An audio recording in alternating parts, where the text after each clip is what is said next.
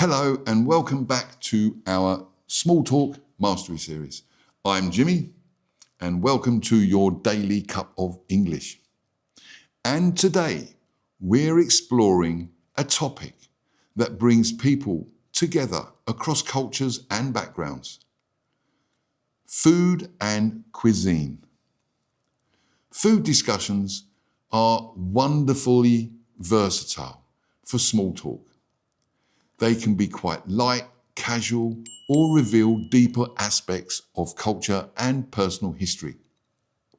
Whether you're chatting about a local restaurant, sharing family recipes, or discussing dietary preferences, food conversations create instant connections. As with my previous videos, this is designed as an interactive practice session.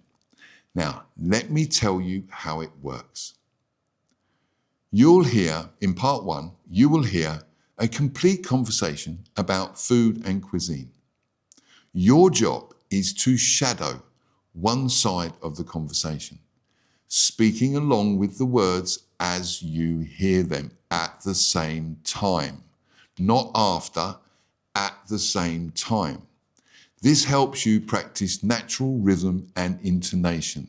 So you copy the pronunciation, you copy the speed, just replicate the voice that you hear and the intonation, everything. Okay, so that's shadowing.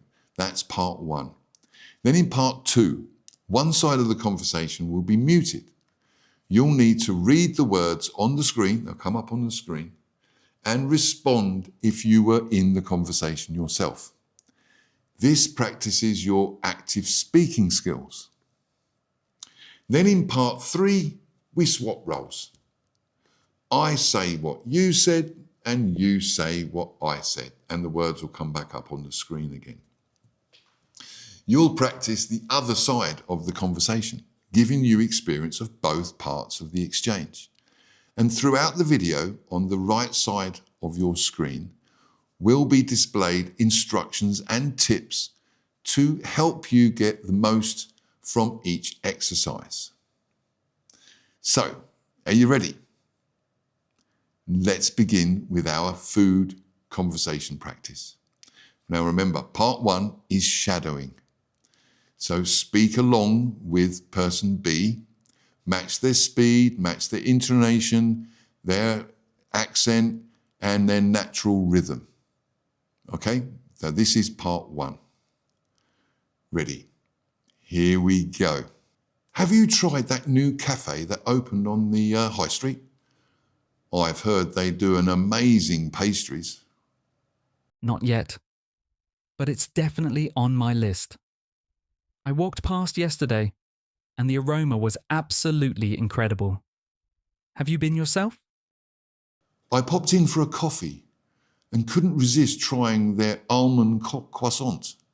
It was properly buttery with just the right amount of almond filling, not too sweet. The coffee was excellent too, which isn't always a given in even nice cafes. That sounds delightful. I'm quite particular about pastries.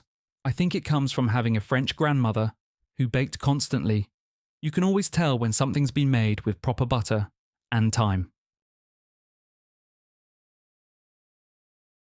Oh, did your grandmother teach you to bake? I've always wanted to learn, but found it a bit intimidating. All the precision and the measurements seems quite different from regular cooking. She did try. I can manage the basics, but I never quite inherited her touch with pastry. She always said baking is as much about feeling and intuition as it is about following recipes. What about you? Do you enjoy cooking? I do actually. I find it really relaxing after a busy day, chopping vegetables and stirring sauces and tasting and adjusting flavours. There's something quite meditative about it. I'm much more confident with savoury dishes than sweet ones though. I know exactly what you mean about the relaxation aspect. What sorts of dishes do you typically make? Do you have a particular cuisine you're drawn to? I tend to cook a lot of Mediterranean inspired dishes. Lots of olive oil, tomatoes, herbs. But I've been trying to expand my repertoire lately. Recently got a cookbook focused on Southeast Asian cooking and have been experimenting with all of these ingredients and flavour combinations. That sounds wonderful. Southeast Asian cuisines have such vibrant flavours. Have you found any particular dishes that have become favourites? There's a Vietnamese noodle salad that I've made several times now.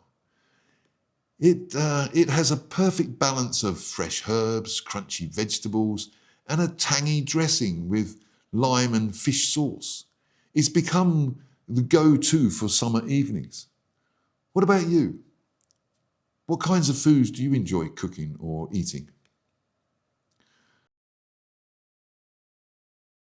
I'm quite an enthusiastic home cook as well. I tend to go through phases where I'll become slightly obsessed with perfecting a particular dish or technique.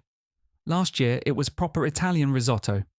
I must have made it weekly, trying to get it perfect consistency. Currently, I'm exploring more plant-based cooking, trying to incorporate more vegetables and pulses into my diet without sacrificing flavour.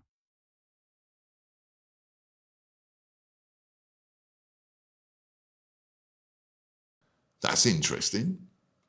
I've been moving in the similar direction with my eating habits.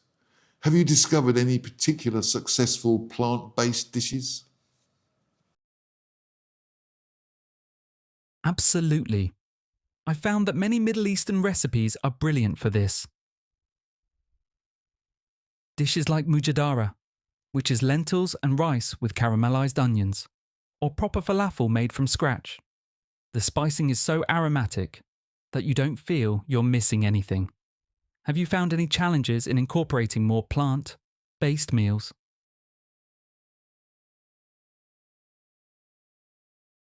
The main challenge for me has been making sure I'm getting enough protein without relying on the same few ingredients repeatedly.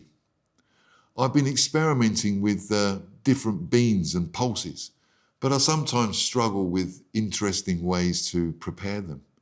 Any recommendations?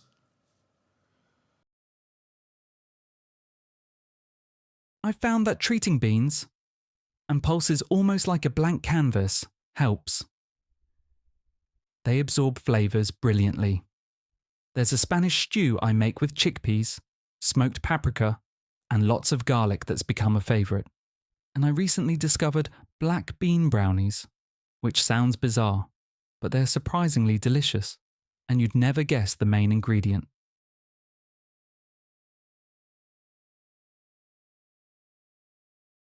Black bean brownies. I'm simultaneously intrigued and slightly skeptical. I might have to try that, speaking of unexpected ingredients. Have you ever had any cooking disasters? I once tried making caramel and ended up with what was essentially a smoke-filled kitchen and a ruined saucepan. Oh, I've had plenty. There was the time I was making a birthday cake for a friend and confused salt for sugar in the icing. The look on everyone's faces when they took the first bite was priceless, though not in a good way. And I once set off the smoke alarm trying to achieve the perfect sear on a steak. My neighbours weren't impressed.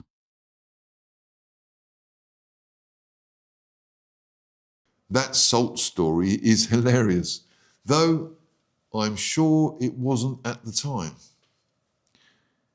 It's those cooking disasters that make the best stories, isn't it? Do you have any favourite food memories from childhood or special occasions?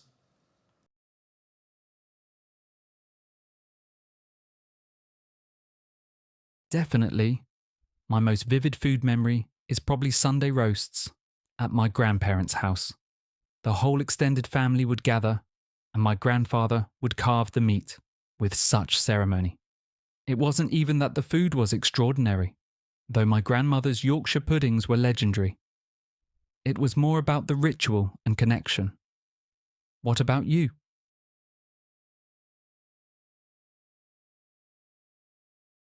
For me, it's my mother's homemade pasta sauce.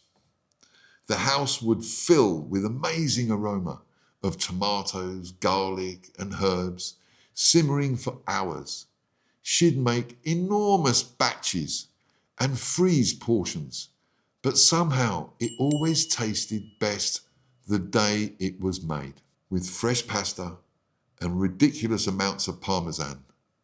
I've tried to recreate it, but it never tastes quite the same. Isn't it fascinating how food becomes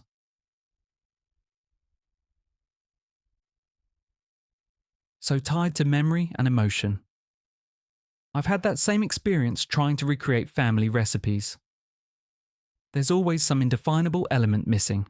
Perhaps it's the context, as much as the ingredients. That's a thoughtful observation. I think you're right. The circumstances, the company, even the plates it's served on can all contribute to how we experience food. Have you ever had a meal that completely changed your perspective on a particular cuisine or ingredient? Absolutely. I used to think I didn't like aubergine until I had it properly prepared at a Lebanese restaurant. It was smoky, creamy, and completely transformed my view. I immediately went home and tried to learn how to make baba ganoush. What about you? For me, it was proper Chinese food. I'd only ever had westernized takeaway versions until a university friend, whose were from Sichuan province, took me to an authentic restaurant. The complexity of the flavors and the textures was a revelation. Dishes I'd never encountered before, with these numbing Sichuan peppercorns and incredible depth of flavor. It sparked a whole exploration of regional Chinese cooking for me. That sounds like a wonderful culinary awakening. I've had similar experiences discovering the regional variations within cuisines. It's a bit like realizing that what we often think of as Italian food or Indian food is actually this rich tapestry of distinct regional traditions. Have you done much exploration of different regional cuisines? I've tried to, though mostly through cookbooks and restaurants rather than travel. I find it fascinating how geography, climate, and history all shape local food traditions. Even within Britain, there are such distinctive regional specialties that tell stories about local industry and influences. That's so true. I recently visited Cornwall and became slightly obsessed with tracing the history of the Cornish pasty and how it evolved to feed tin miners. Food history reveals so much about human migration and cultural exchange, doesn't it? Absolutely. Some of the most interesting cuisines developed at cultural crossroads. Places like Sicily, Singapore, where different culinary traditions merged and created something new. I find those fusion points particularly fascinating. I agree completely. Have you noticed how certain ingredients spread along historical trade routes? Things like cinnamon or saffron. that became precious commodities and influenced cooking across continents. Yes, and it's still happening today, isn't it? Ingredients that might have been considered exotic or specialty items just a decade ago are now commonly available in supermarkets. I remember when things like lemongrass or tahini required a special trip to an international food shop. That's a good point. About the continuing evolution, I suppose social media has accelerated that process too. Food trends seem to spread globally almost overnight now. Have you found yourself influenced by any recent food trends? I did go through a brief sourdough phase during the lockdown, like half the country, but more lastingly, I've become much more interested in fermentation, making my own kimchi, and experimenting with other fermented foods. What about you? I've been exploring more local and seasonal eating, trying to be more aware of where my food comes from and its environmental impact. It's led to some interesting discoveries about what actually grows locally and when. I've started visiting farmers' markets more regularly and found the quality makes such a difference. That's a wonderful approach. I've been trying to reduce my food waste in my cooking, being more creative with leftovers, and using parts of vegetables I might previously have discarded. It's actually led to some surprising delicious discoveries, like roasted broccoli stems or crispy fried potato peels.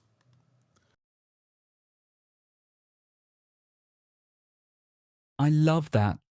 It's a bit like how many traditional recipes evolved from necessity and making the most of available ingredients.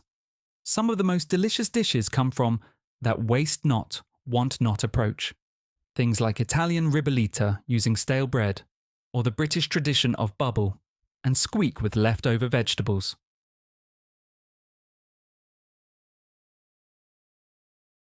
Exactly. There's a lot of wisdom in those traditional approaches.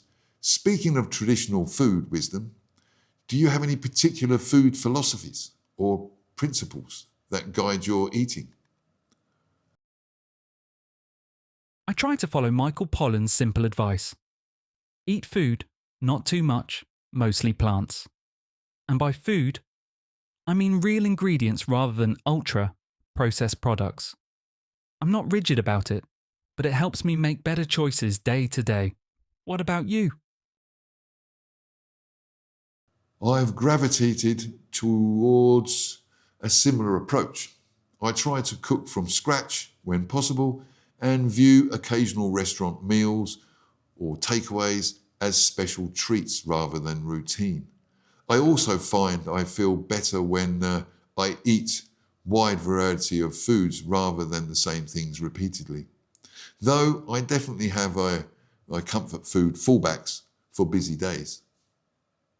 That sounds like a balanced approach. What are your go-to comfort foods for those hectic days? A really good cheese on toast with Worcestershire sauce is hard to beat. Or simple pasta with garlic, olive oil, and whatever vegetables need using up. Simple but satisfying. What about you? For me, it's a proper jacket potato with beans and cheese, or a warming bowl of dal with some flatbread. Basic but comforting and nourishing. Do you enjoy eating out as well as cooking at home? I do. I love the experience of trying dishes that would be too complex or require too many specialty ingredients to make at home. And there's something special about the whole restaurant atmosphere, being served, the social aspect, discovering new flavors. Do you have any favorite types of restaurants? I'm particularly fond of small, family-run places that specialise in a specific cuisine. They often have such passion for their food traditions and serve dishes you wouldn't find in more generic establishments. I recently discovered a fantastic Ethiopian restaurant where you eat with injera bread instead of utensils. It was such a communal, tactile dining experience. That sounds wonderful. Oh, I've never tried Ethiopian cuisine, but it's on my list. I agree about smaller specialised restaurants offering more authentic experiences. Have you found any particular good ones locally? There's a brilliant Korean place that opened last year, family run with a relatively small menu. But everything is prepared with such care. Their kimchi is homemade, and they do this wonderful stone pot bibimbap that comes to the table still sizzling. Have you explored much Korean food?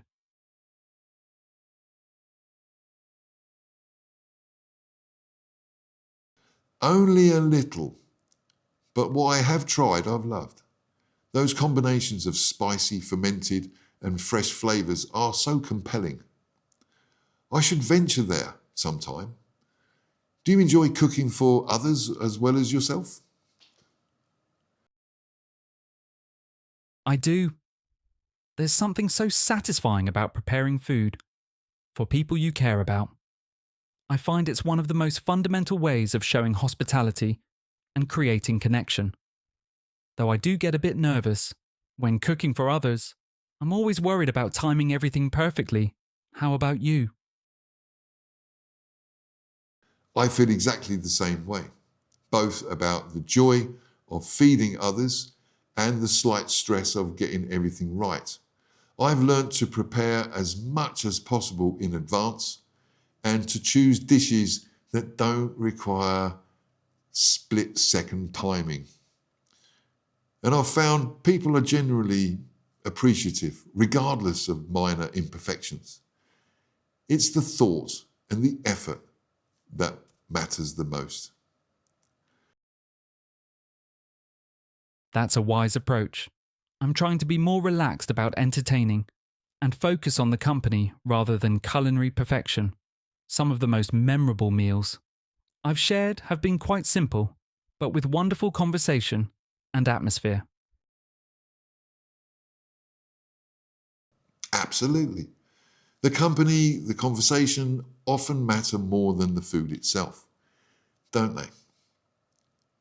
Though good food certainly enhances the experience. This conversation has made me quite hungry, I must say. Me too. Perhaps we should check out that new cafe you mentioned sometime. I'm now very curious about their pastries. I'd like that. It's always nice to have someone to share food discoveries with. And based on this conversation, I think we have fairly compatible culinary interests. Definitely. Food is always better when shared, isn't it? Both the eating and the conversation it inspires. Couldn't agree more. Well, I should briefly get going, but this has been a delightful chat. You've given me some new ideas to try in my cooking adventures. Likewise, I'm now determined to attempt those black bean brownies I mentioned. Enjoy the rest of your day, and hopefully, we can continue this conversation over some good food soon. Looking forward to it. Take care. That was part one, and now for part two. Now, in part two, person B's will be muted and the words will come up on the screen. Respond naturally to person A. Practice your timing. Are you ready? Here we go. Have you tried that new cafe that opened on the high street? I've heard they do an amazing pastries.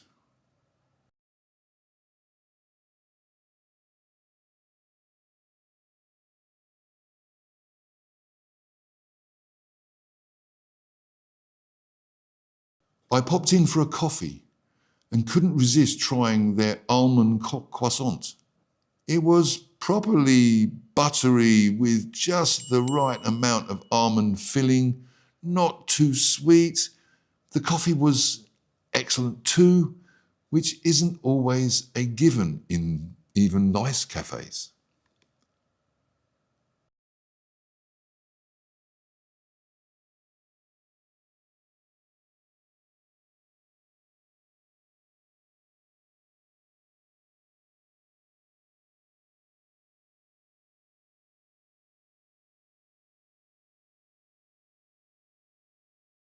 Oh, did your grandmother teach you to bake? I've always wanted to learn, but found it a bit intimidating.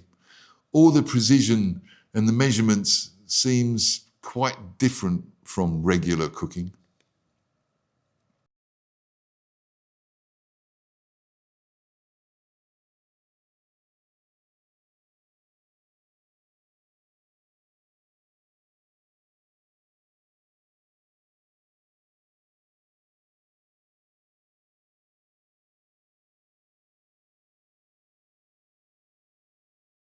I do actually. I find it really relaxing after a busy day, chopping vegetables and stirring sauces and tasting and adjusting flavours. There's something quite meditative about it. I'm much more confident with savoury dishes than sweet ones, though.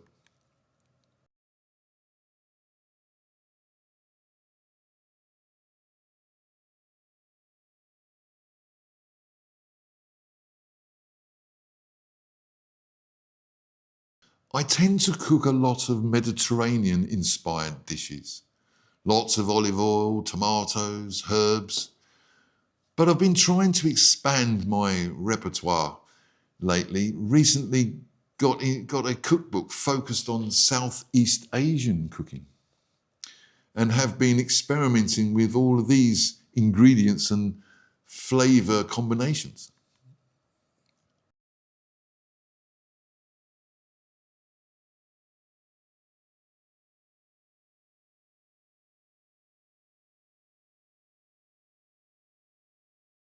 There's a Vietnamese noodle salad that I've made several times now. It has a perfect balance of fresh herbs, crunchy vegetables, and a tangy dressing with lime and fish sauce.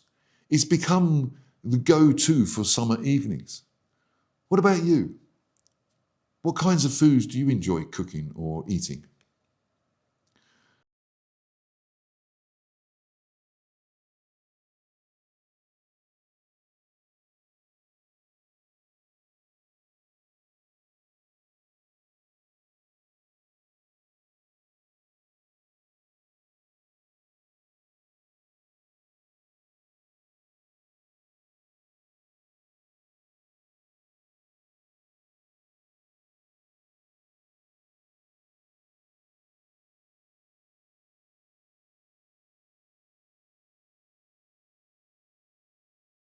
That's interesting.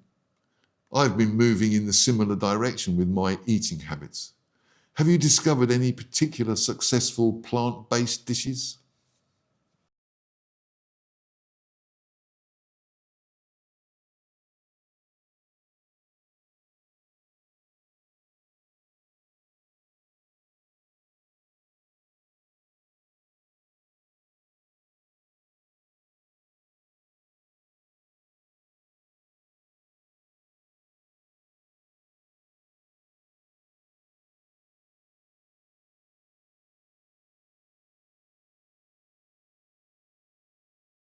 The main challenge for me has been making sure I'm getting enough protein without relying on the same few ingredients repeatedly.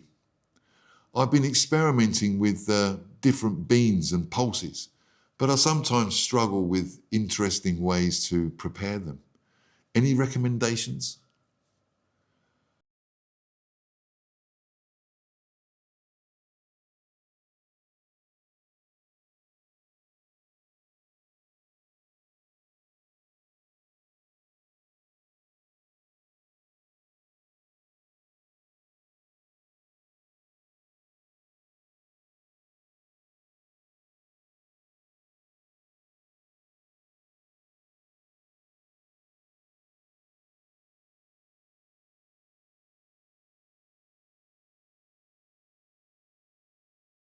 black bean brownies. I'm simultaneously intrigued and slightly skeptical. I might have to try that, speaking of unexpected ingredients. Have you ever had any cooking disasters? I once tried making caramel and ended up with what was essentially a smoke-filled kitchen and a ruined saucepan.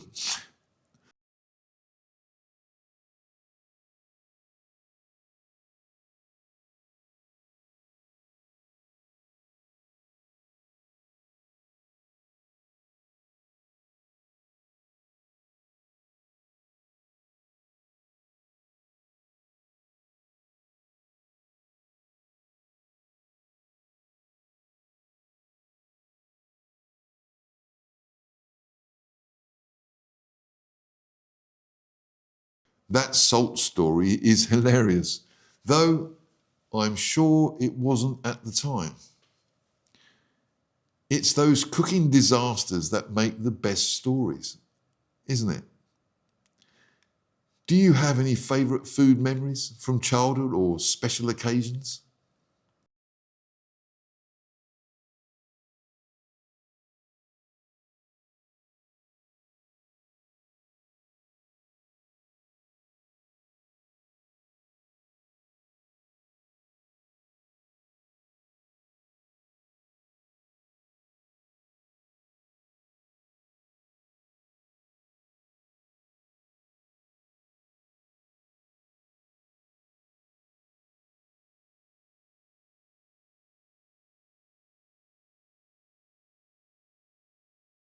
For me, it's my mother's homemade pasta sauce. The house would fill with amazing aroma of tomatoes, garlic, and herbs, simmering for hours. She'd make enormous batches and freeze portions, but somehow it always tasted best the day it was made, with fresh pasta and ridiculous amounts of parmesan. I've tried to recreate it, but it never tastes quite the same.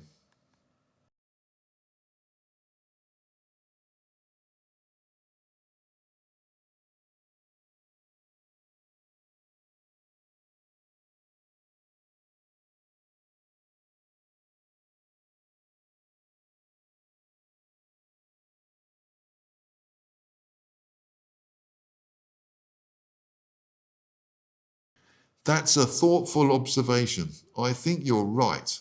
The circumstances, the company, even the plates it's served on can all contribute to how we experience food. Have you ever had a meal that completely changed your perspective on a particular cuisine or ingredient?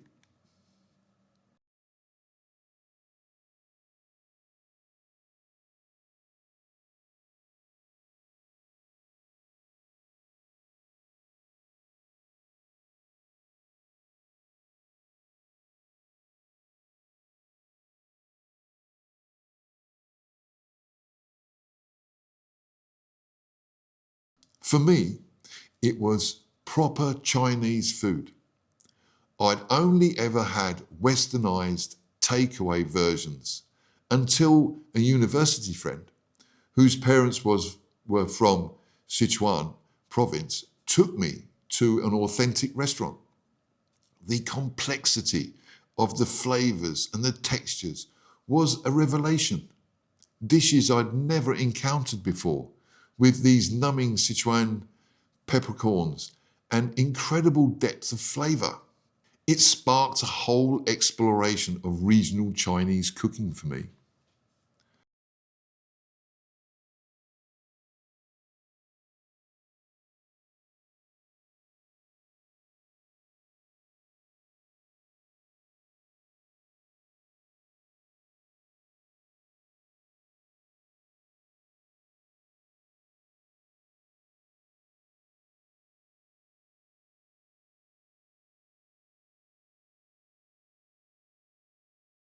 I've tried to, though mostly through cookbooks and restaurants rather than travel. I find it fascinating how geography climate, and history all shape local food traditions. Even within Britain, there are such distinctive regional specialties that tell stories about local industry and influences.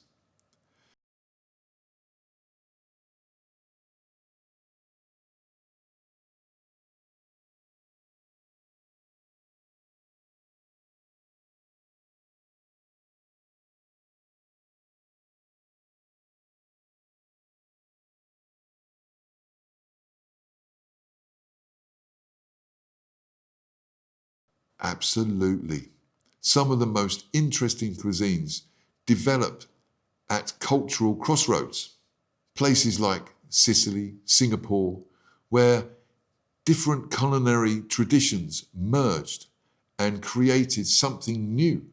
I find those fusion points particularly fascinating.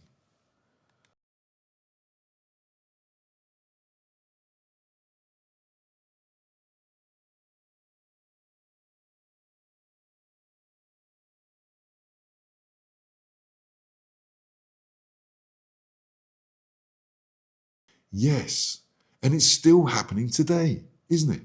Ingredients that might have been considered exotic or specialty items just a decade ago are now commonly available in supermarkets. I remember when things like lemongrass or tahini required a special trip to an international food shop.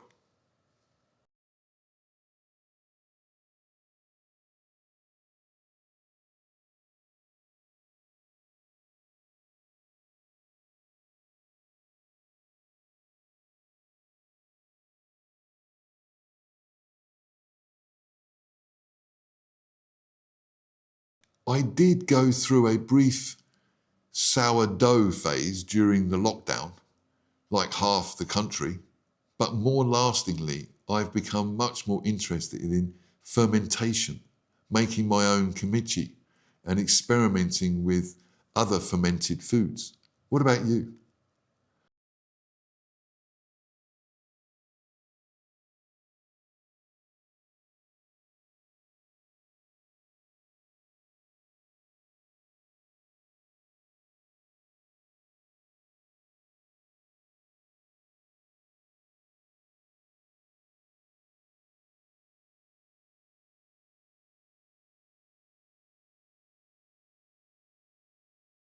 That's a wonderful approach.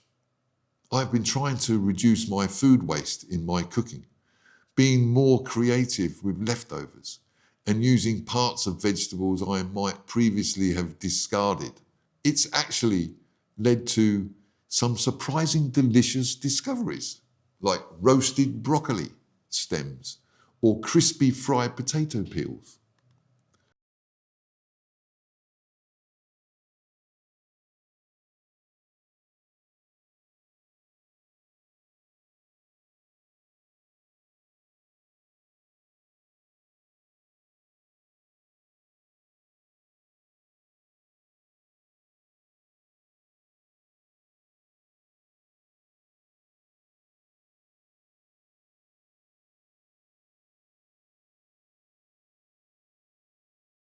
Exactly.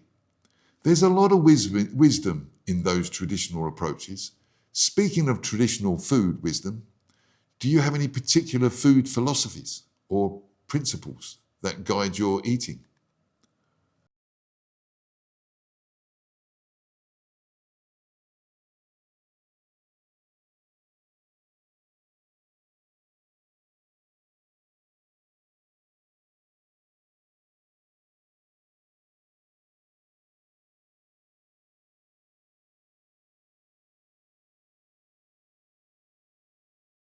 I've gravitated towards a similar approach.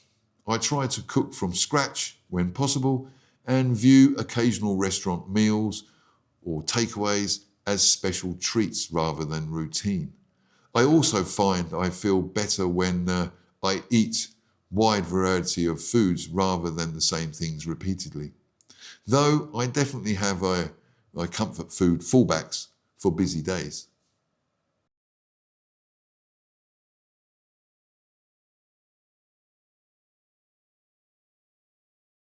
A really good cheese on toast with Worcestershire sauce is hard to beat. Or simple pasta with garlic, olive oil, and whatever vegetables need using up. Simple but satisfying. What about you?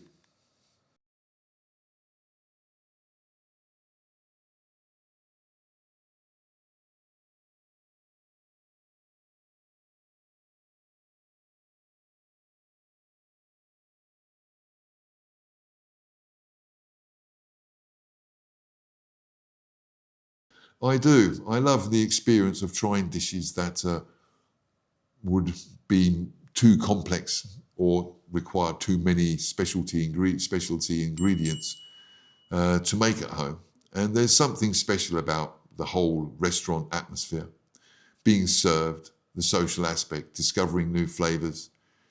Do you have any favorite types of restaurants?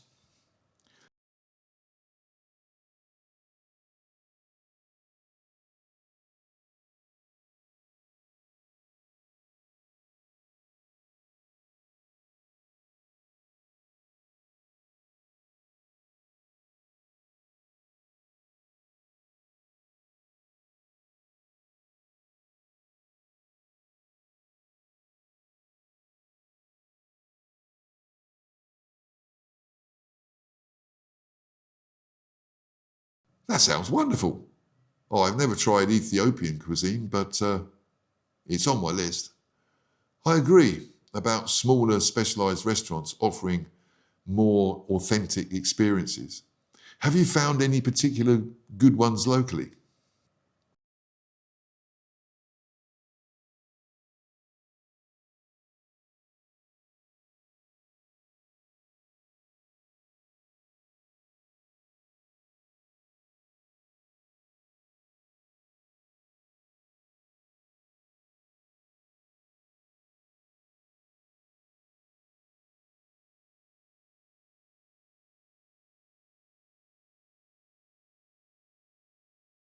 Only a little, but what I have tried, I've loved. Those combinations of spicy, fermented, and fresh flavors are so compelling. I should venture there sometime. Do you enjoy cooking for others as well as yourself?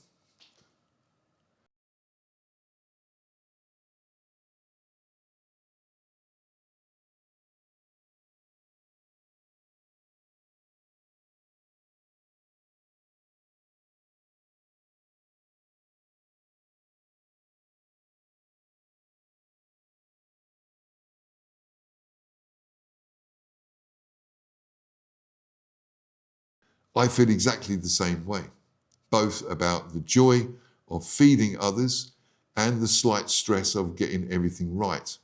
I've learnt to prepare as much as possible in advance and to choose dishes that don't require split second timing. And I've found people are generally appreciative, regardless of minor imperfections. It's the thought and the effort that matters the most.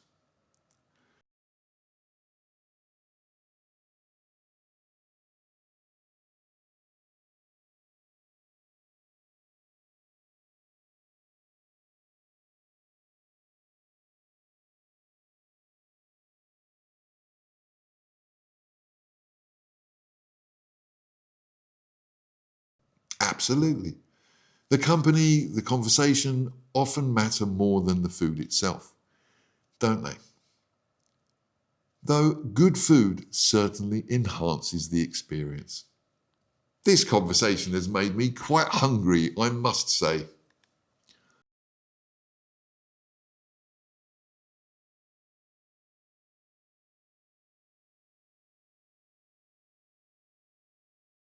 I'd like that. It's always nice to have someone to share food discoveries with. And based on this conversation, I think we have fairly compatible culinary interests.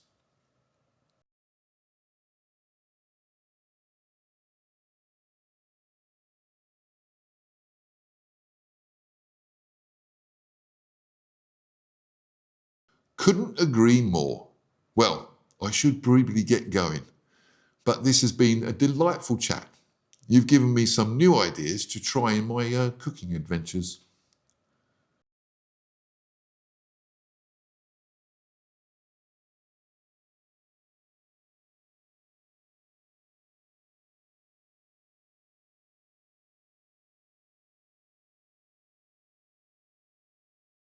Looking forward to it. Take care. Now for part 3. This part, we swap roles. I say what you said, you say what I said, and practice both sides of the conversation. Are you ready? Here we go.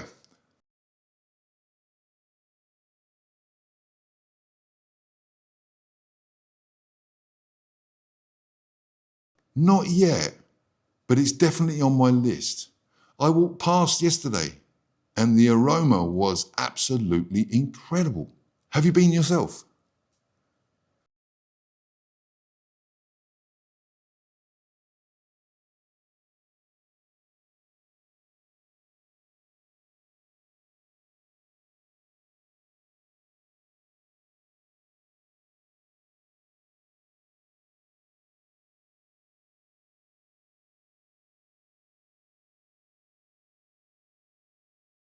That sounds delightful. I'm quite particular about pastries. I think it comes from having a French grandmother who bakes consistently. You can always tell when something's been made with proper butter and time.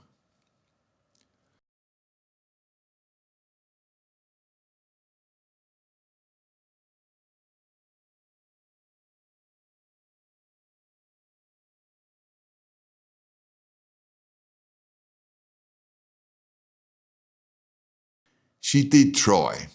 I can manage the basics, but I never quite inherited her touch with pastry.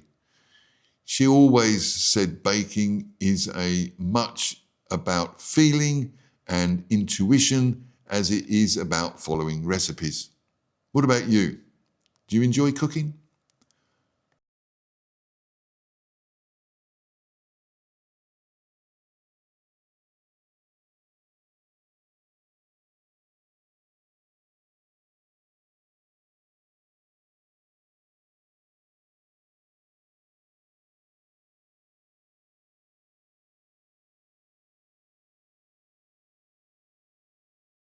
I know exactly what you mean about relaxation aspect. What sorts of dishes do you typically make? Do you have any particular cuisine you're drawn to?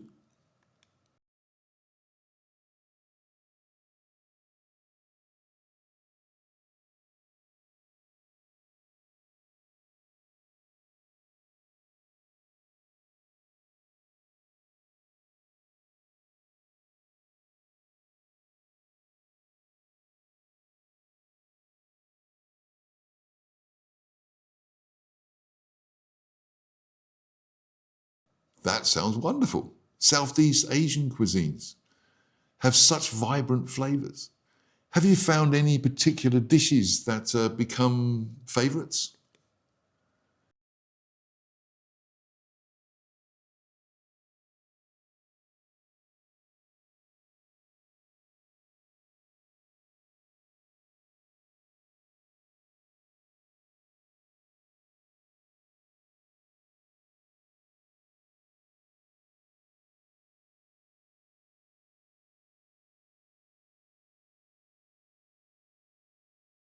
I'm quite an enthusiastic home cook as well. I tend to go through phases where I'll become slightly obsessed with perfecting a particular dish or technique. Last year, it was proper Italian risotto. I must have made it weekly trying to get that perfect consistency. Currently, I'm exploring more plant-based cooking, trying to incorporate more vegetables and pulses into my diet without sacrificing flavour.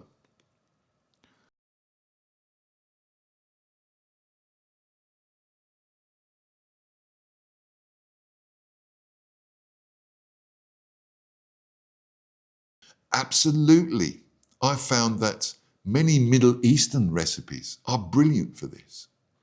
Dishes like mayadora, which is lentils and rice and caramelized onions, or proper falafel made from scratch.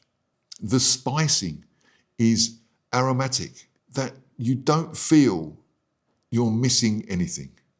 Have you found any challenges in incorporating more plant-based meals?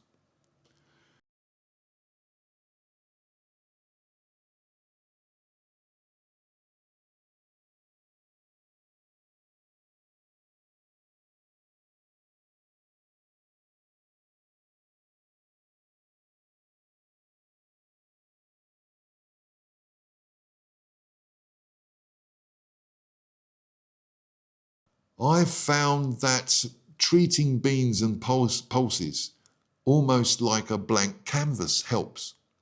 They absorb flavors brilliantly. There's a Spanish stew I make with chickpeas, smoked paprika, and lots of garlic. That's become a favorite. And I recently discovered black bean brownies, which sounds bizarre, but they're surprisingly delicious. And you'd never guess the main ingredient.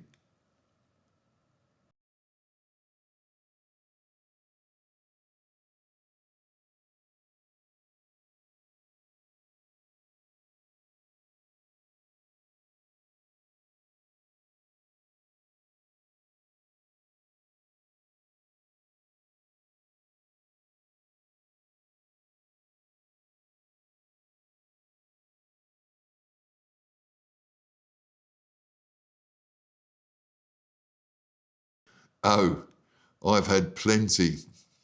There was a time where I was making a birthday cake for a friend and confused the salt for the sugar in the icing. The look on everybody's faces when they took the first bite was priceless, though not in a good way. And I once set off the smoke alarm trying to achieve the perfect sear on a steak. My neighbours weren't impressed.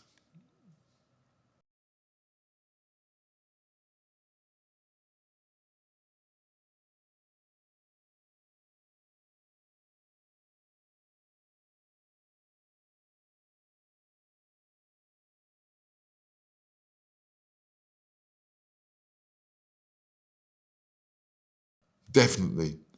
My most vivid memory is probably Sunday roasts at my grandparents' house. The whole extended family would gather, and my grandfather would carve the meat with such ceremony. It wasn't even that the food was extraordinary, though my mother's Yorkshire pudding was legendary. It was more about the ritual and connection. What about you?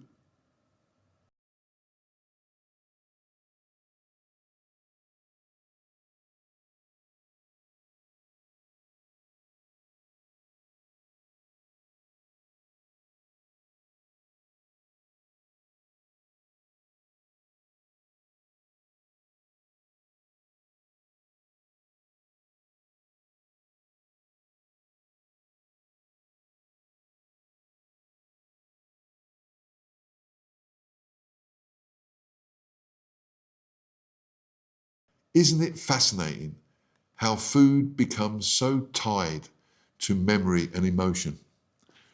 I've had the same experience trying to recreate family recipes. There's always some indefinable element missing. Perhaps it's the context as much as the ingredients.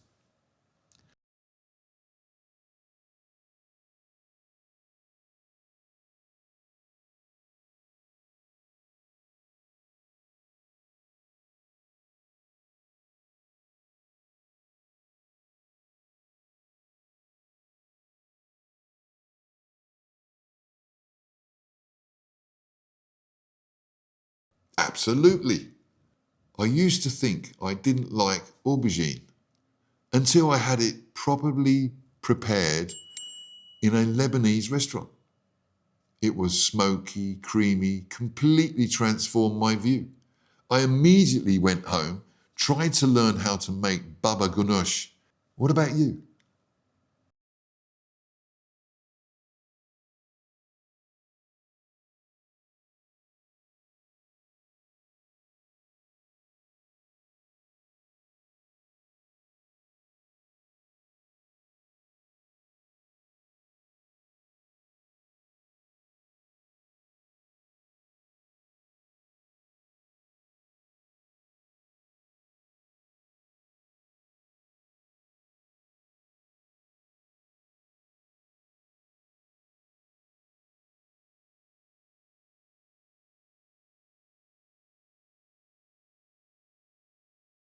That sounds like a wonderful culinary awakening. I've had similar experiences discovering the regional variations within cuisines. It's a bit like realizing that we often think as Italian food, Indian food is actually this rich tapestry of distinct regional traditions. Have you ever done exploration or different regional cuisines?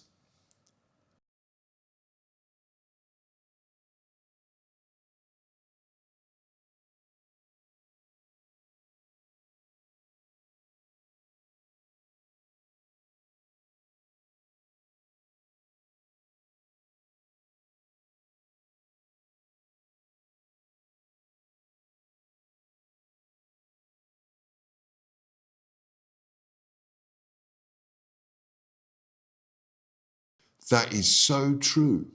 I recently visited Cornwall and became slightly obsessed with tracing the history of the Cornish pasty and how it evolved to feed tin miners. Food history reveals so much about human migration and cultural exchange, doesn't it?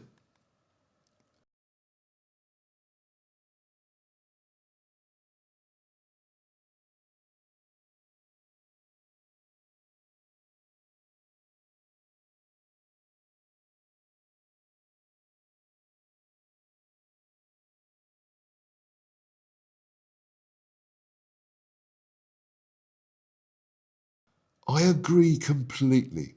Have you ever noticed how certain ingredients spread along historical trade routes? Things like cinnamon, saffron, that became precious commodities and influenced cooking across continents.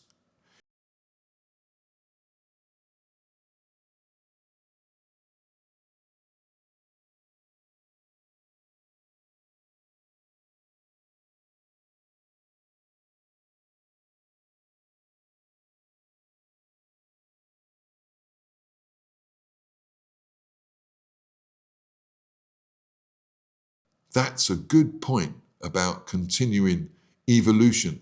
I suppose social media has accelerated that process. Food trends seem to spread globally almost overnight. Have you found yourself influenced by recent food trends?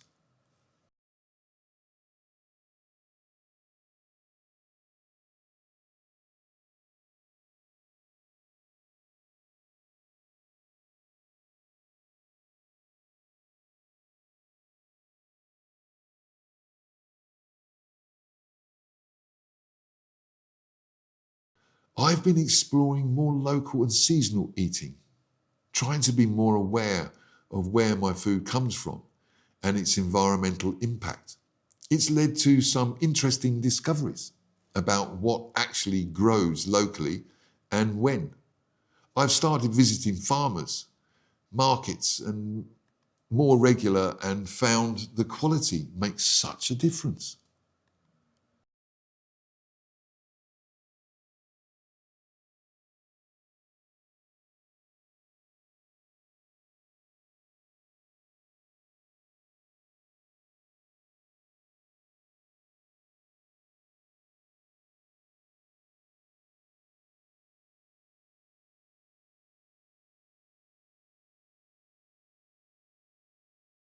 I love that. It's a bit like how many traditional recipes evolved from necessity and making the most of available ingredients. Some of the most delicious dishes come from waste, not want not approach. Things like Italian ribollita, using stale bread, or British traditional bubble and squeak with leftover vegetables.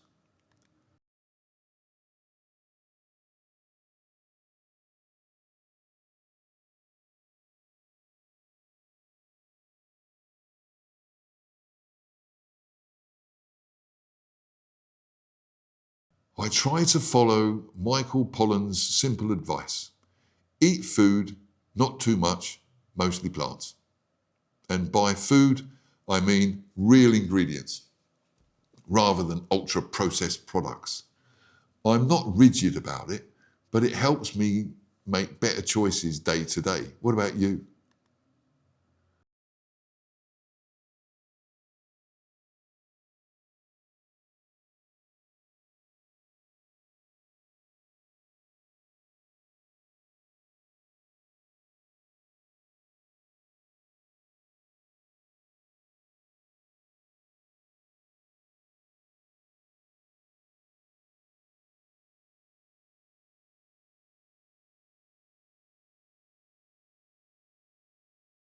That sounds like a balanced approach. What's your go to comfort food for those hectic days?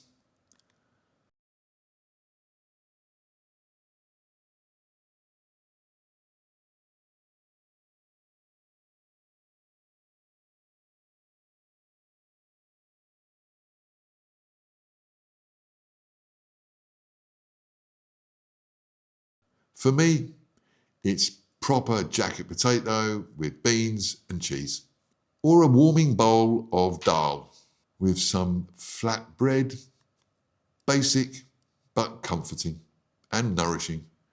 Do you enjoy eating out as well as cooking at home?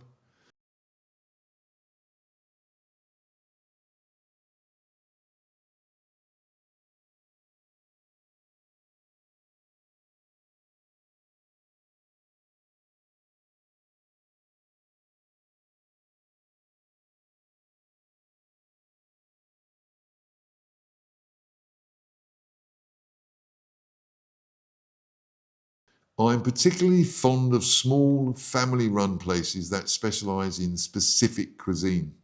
They often have such passion for their food traditions and serve dishes you wouldn't find in a more generic establishments.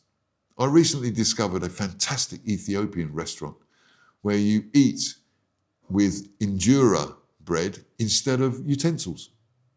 It was such a communal, tactile dining experience.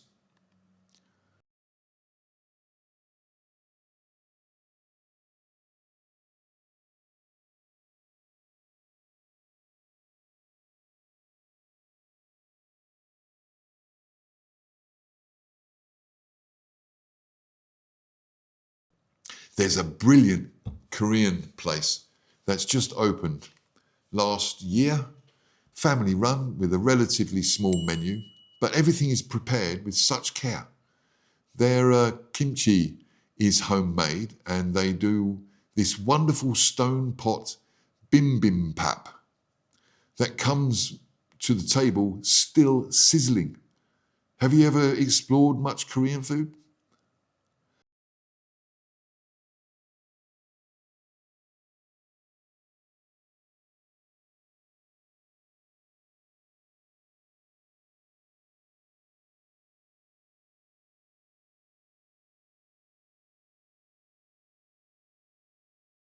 I do. There's something so satisfying about preparing food for other people you care about. I find it's one of the most fundamental ways of showing hospitality and creating a connection. Though I do get a bit nervous when cooking for others. I'm always worried about timing and everything perfectly. How about you?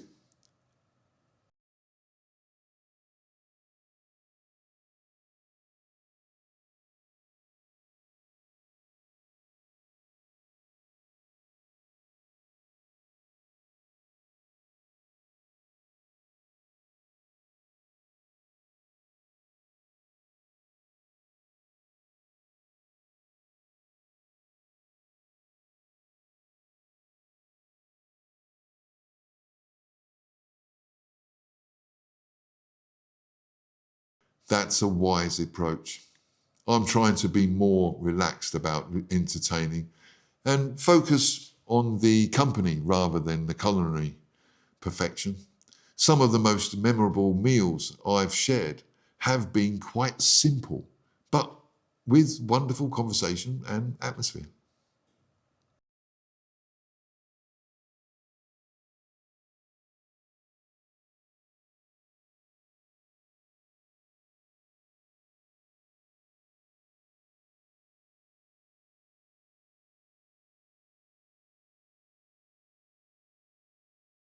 Me too. Perhaps we should check out that new cafe you mentioned sometime. I'm now very curious about their pastries.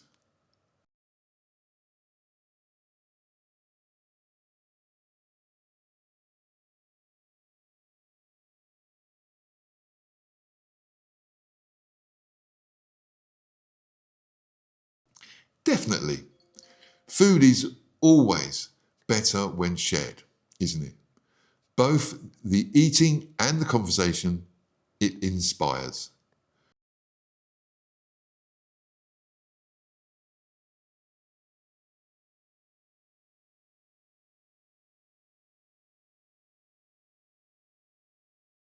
Likewise, I'm now determined to attempt those black bean brownies I mentioned.